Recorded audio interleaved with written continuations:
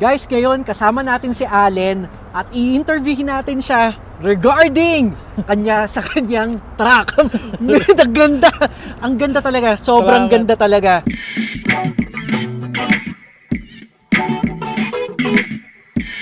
Pero, men, ano yung sasakyan mo? Sa ngayon, Ito. Ano Ito? siyang actually para sa akin, all around siya. All around pwede siya. siyang family, pwede siyang business, pwede siyang lahat. Kumbaga, ito na yung ultimate vehicle para sa akin. Diba? Kasi I can use it sa camping, I can go anywhere with this. Marami siyang setup, pwede siyang pang sports, pwede siyang... Nakita ko nga to, yung pinost mo to sa Facebook. Boom! Talagang, so V8 siya, 5.3 liters. Yes. Yung GMC, yes. Sierra. Tama ba pronunciation ko? Sierra? Yes. So, bakit ito? Ayun nga, Actually, bukod sa pang-family, 84 model. 84. Yeah. So, ito yung mga off-road model ng GMC. Off-road model talaga siya ng GMC. May 84X, yun naman mga diesel type of engine. Ito gas. Gas siya? Yeah. Oo. So, meron tong 6.3 liters, tsaka 5.3. Masyadong malakas sa gas yung 6.3 kaya hindi yun na kinuha ko. Hindi siya wise.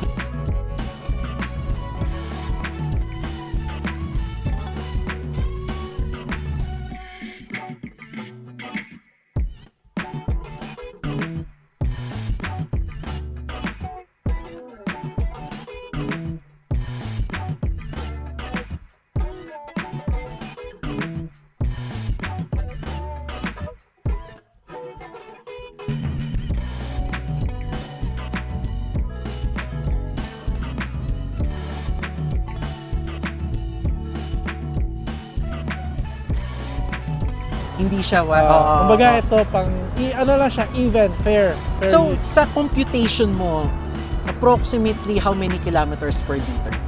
Ito Oo. kasi siguro mga nasa 500 to, kasi nakalagay kasi sa indicator niya 600 kilometer yung full tank mo. 600 kilometers per Yes. full tank. Not bad, which is not bad Yeah. Sa ganitong engine, not bad siya, Yeah. men. Malaki siya eh.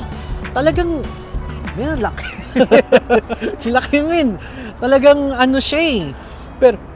Pero how's the ride? How's the ride? Yung comfort, yung... Oh, very comfy siya. Hindi mo nga minsan yung mga bumps. Hindi mo maano talaga. Tsaka ang isa lang sa para sa akin sa downside nito, minsan hindi mo na re-realize na mabilis ka pa. I mean, mabilis ka na. Hindi mo nararamdaman. Like, one time, tumatakbo ko ng 140, akala ko nasa 100 lang ako. Kasi sobrang laki niya, parang boat nga, tawagin nga nila to bangka eh. Bangka. Para Cargo. siyang Ito yung ka-level ng Tundra sa Toyota. Yes. Tama? Kasi Yeah. Tundra malaki din eh. Parang ganito nga din kapag tinignan mo eh. Oh. Men, kapag inano mo to, tawag dito, syempre pang towing na rin. Pwede na rin to for sure, di ba? Actually, okay siya mag-tow din kasi 1,500 naman to, half ton. Half ton. Kasi may 2,500, may 3,500 HD, kaso mga heavy duty na yon. Yung mga pag ganon, ay yung humahatak na mga backhoe, mga heavy duty equipment. Ito, trailer. Yeah, Trailer. good na siya sa trailer. Pero men, sulit ka na. Solve ka na talaga. Siya ha. Pero, na-share mo nga na goods ang ride mo lately, talagang At saka gas friendly din siya. gas friendly talaga siya. So, would you recommend this? I will. Yeah. Yes talaga. I will, Yes. Kasi yun lang, may mga ibang tao kasi may mga iba-ibang preference. May mga iba-ibang may iba preference. kasi gusto nila, there are more on Toyotas. Yung Ako iba, kasi more on medyo, Honda. Yes. I have a lot of friends na more on Toyota sila. I'm not against sa mga ganon. Pero Of course. gusto ko lang iba yung sa akin. Parang maiba naman tayo Kumbaga, kasi lahat na lang tayo, ganyan. puro na lang tayo Toyota, puro na lang tayo Honda, di ba? Parang ako gusto ko iba. Kung may downside to sa sasakyan, at least alam ko ma-share ko sa inyo. Kasi alam na natin, maganda ang Toyota, di ba? Alam na natin. Yeah, GMC is actually one of my dream brand ng sasakyan. GMC, Chevrolet, they're one. Isa lang sila talaga. Pero isa sa mga dream vehicle ko talaga ito. Kasi nung mga like younger age ko, pag nanonood ka ng movie, di ba, minsan GMC nakikita mo or Hindi GM. ba yung mga nga sa movies pa nga is kapag mga presidential car, Yeah, di ba? diba? GMC. Yes, correct. GMC, di ba? Kumbaga parang ang dating sa akin, luxurious yung dating niya, pero hindi siya magbe-break ng banks mo. Yun ang pinaka-good sa akin. Tsaka, I choose it dahil una sa lahat, nasa Canada tayo, domestic vehicle. So, domestic vehicle means cheaper. So, when it comes sa repair, maintenance, and other stuff, cheaper siya. Unlike sa mga import vehicles. Of course, pagka import talaga mahal no? Ano siya, no? Grabe men, ang ganda. Ang ganda niya talaga.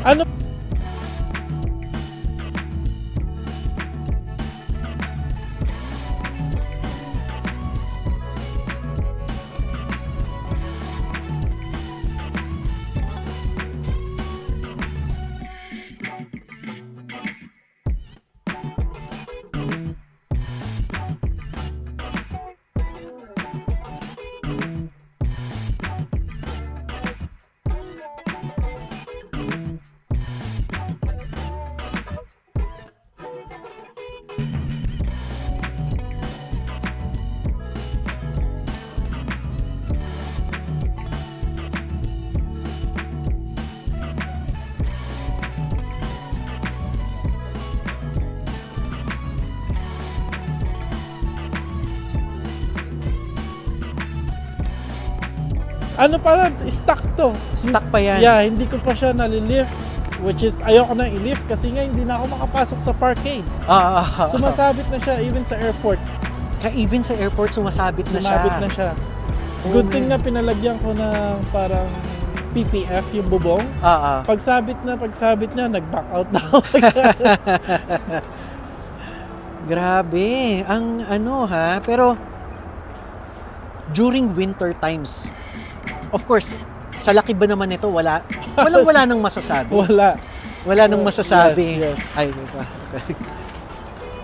During winter times, wala nang masasabi ang mga tao dito. Kasi sa akin nga, di ba, sedan ako.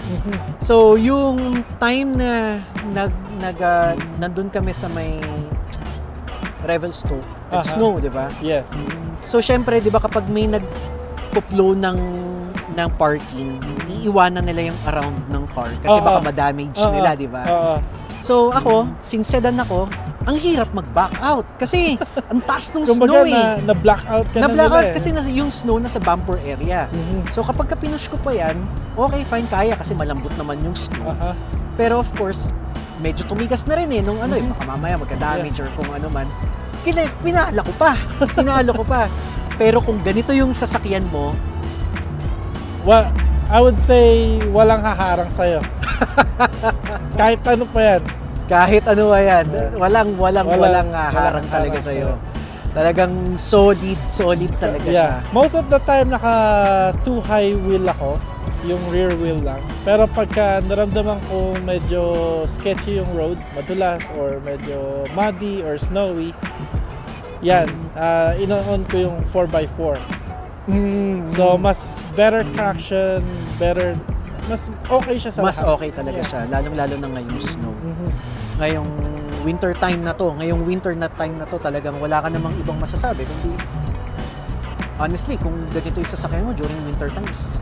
Especially here sa Alberta na kapag ka nag-winter, ayan ang pinaka talaga, crucial. At saka may times dito, di ba, na sa sobrang lamig, sa sobrang snow, buong talaga, taas, di ba? Oo.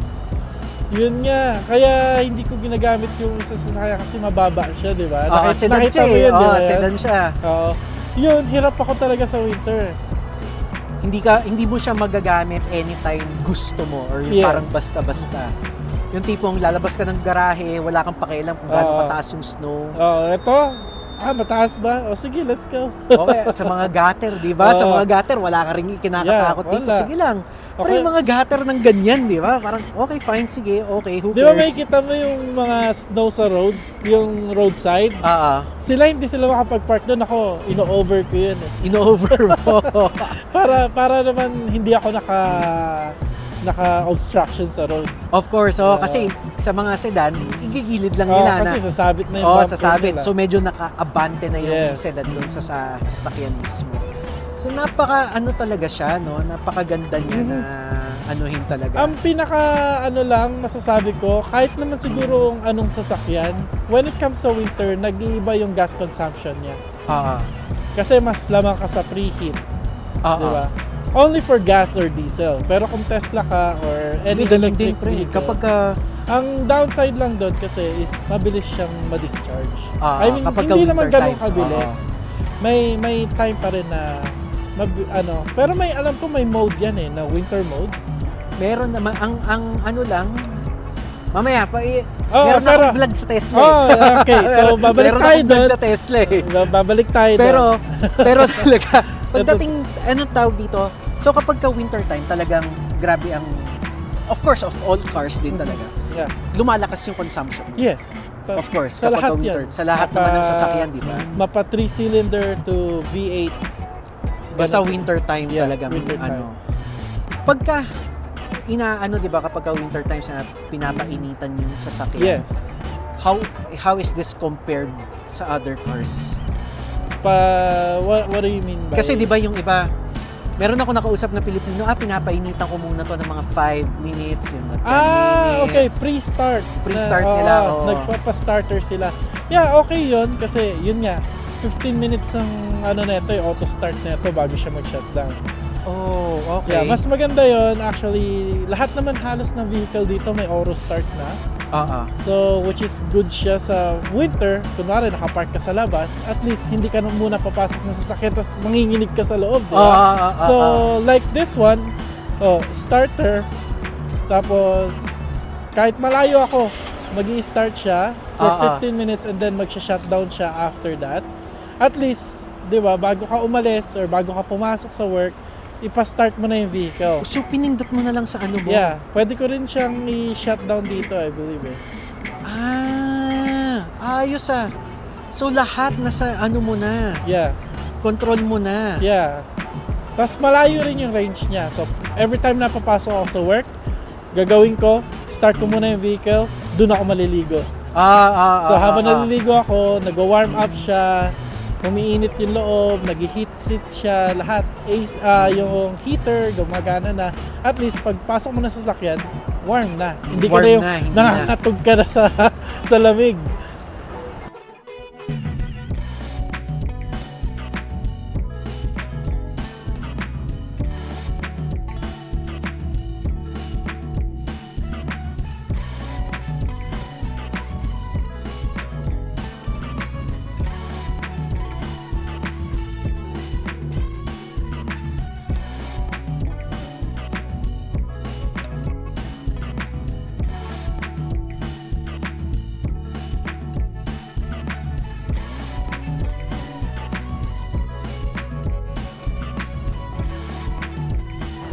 Grabe, pero sa ngayon, kakakuha mo lang lately, tama? Yeah, Parang yeah. lang.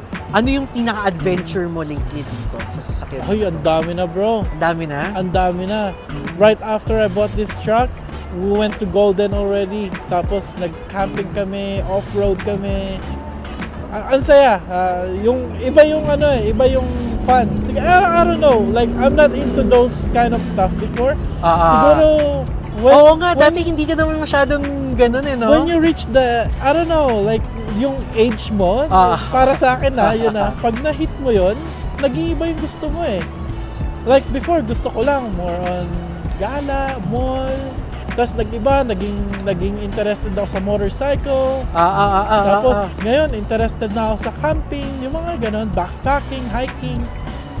Kanina pre na nasabi mo na you would recommend this. Diba? Yes. You would recommend this. I would.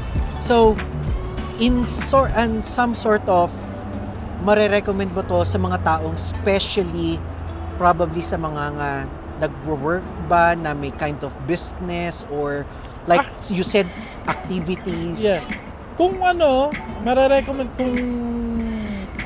kung very active ka sa labas or may iba kang iniisip na plan for business, what if yung mga towing, kind like that. Kasi pwede mo siyang hook upan ng trailer na flatbed and then ilagay mo yung sasakyan doon, you can tow it out. Yeah, pwede rin siya panghakot ng mga furniture, di ba, dito sa atin. Hindi mo pwedeng itapon lang yung furniture sa labas. So you have to dump it, right? This one, you could use it. Mag-rent ka sa mga renters ng mga trailer and then hook up mo siya dyan and then dump mo lahat. Then hindi ka na magre-rent ng yung sa mga dump site, pipick upin yung mga garbage. Mahal yun, ha? Mahal yun. Mahal yun. Yes. Mahal yun, ha? Hindi yun basta-basta na para bang tatapon ko na to. Hindi. Pera, time, talagang makonsumo din yun. And then, location pa kung saan may ilalagay yung dump. Ano na yun? Totoo yun. So, ito kasi, kaya nga sinabi kong ultimate vehicle ko siya kasi nagagamit ko siya all around. So, may service ako, may gagawin ako sa sasakyan, I'll just put all my tools at the back and then magsa-service ako sa bahay. So, yun na. And then, lalong-lalo na sa mga taong mahilig sa camping. Outdoors talaga. Actually, ang dami pa netong hindi ko pa nakakabit. Yung mayroon akong ikakabit na yung camp na nakalimutan ko yung tawag doon, overland. Yung ba yun yung may bubong? Yes. Yun yung meron ako naririnig pick up tas tas camping dito ka na. Yeah. Ito na yung area mo. Hindi ko pa siya nakakabit. Hindi pa. Yeah. Hindi pa. Pero meron ka na, meron na. Tapos meron din akong hook sa hitch sa taas para dyan nakalagay yung bicycle. Tapos dun sa likod, dun yung tent. Yung overland tent. Talagang nakasetup na, isi-setup mo siya for camping talaga. Yes. Since katulad nga sabi mo lately, ang nakakahiligan mo is camping. Camping na. Well, actually, hindi lang siya available sa truck. Yung mga ganong equipment available din sa mga SUVs. So may may mga certain website lang para doon. Pinili ko lang to kasi malaki nga eh. Kahit kayang hatakin na ito eh. Well, hindi naman kahit kasi half ton lang siya. Like most ng mga hinahatak mo lang talaga sa daan, kaya nito. Kung ano yung hinahatak mo sa daan. Kung hindi ka heavy duty worker like in construction, kaya neto lahat. Kasi yung iba kailangan talaga sobrang heavy. Yeah. Pero which is not, again, depende yan sa profession mo din. Depende yan sa hilig mo. Depende sa ano mo talaga. Pero again, according nga kay Allen, this is the ultimate ride din talaga. Kasi alangan naman mag-truck ka tapos ang trabaho mo is chef. Actually, pwede rin eh. Kung pwede rin. Yung mga ibang ganon. Di ba? Kasi, may mga chef, pero ang hilig nila, camping. Yeah. Di ba? Or pag may catering ka, lagay mo lahat sa... Or may catering ka. Ba? Actually, para talaga to sa lahat. Para talaga I would say. Para siya sa lahat. Hindi siya yung parang kung ano lang na talaga. So, that's nice. That's nice. Kaya, para sa akin kung pipili ka ng sasakyan, ang unang-una mong titignan kung para saan siya sa'yo. Paano mag-work yung sasakyan yung personality, para sa'yo. Yung everyday life mo para sa'yo. If there is a downside, meron ka bang nakikitang downside nitong sasakyan? Nakikitang downside? Siguro, kasi bago pa eh. Hindi ko pa siya nakikita. Siguro when it comes sa maintenance, siguro pag magpapalit na ako ng brakes or something like that, medyo mahal.